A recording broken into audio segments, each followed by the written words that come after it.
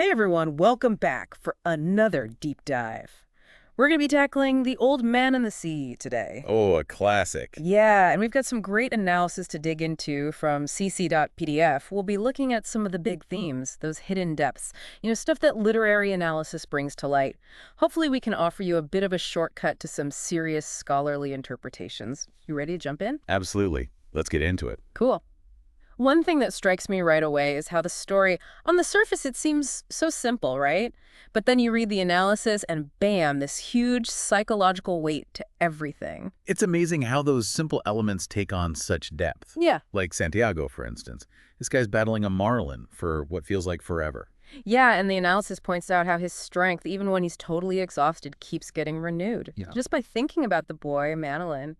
It's not just about wishing he was there to lend a hand, though, is it? Right, it's way deeper than that. The interpretation suggests that this thought, if the boy were here, is like a psychological lifeline for Santiago. It's like the boy represents this youthful energy that Santiago can tap into mentally, even as his body is failing. Wow, that's powerful. Makes you think about how much we need those connections, especially when things get rough. Exactly, and the analysis goes even further, saying the boy actually keeps him alive. Yeah. Not just physically, but in a deeper sense. There's that line, remember, everything kills everything else in some way. And then right after that, Santiago thinks, the boy keeps me alive. Yeah, I remember that. It's a real gut punch. It really highlights what truly keeps us going. The analysis argues that the boy is like a moral compass for Santiago, a source of pure good. In a fight for survival where you have to take life, the boy represents this life-affirming connection. He keeps Santiago from giving in to despair or letting his pride destroy him. It makes you wonder, though, does Santiago's need for this memory maybe hint at a deeper fear of being truly alone in his struggles? That's a really interesting point. Now, there's another recurring image in Santiago's mind, right?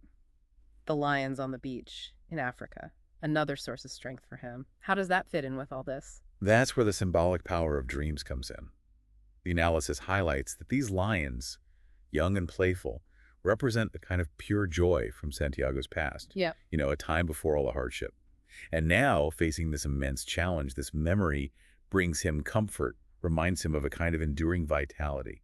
Makes you think, why do you suppose Hemingway chose those specific symbols of youth for Santiago? Right, and it's interesting how those dreams always seem to come at night after he's pushed himself to the limit physically. Exactly.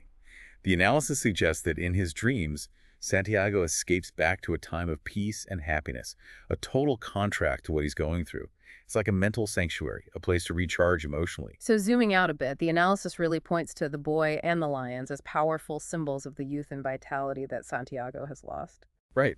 These two images, one real and one a dream, really emphasize the themes of endurance and the importance of positive connections.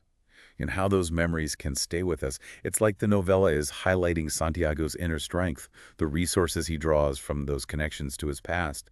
Even in isolation, those bonds remain powerful.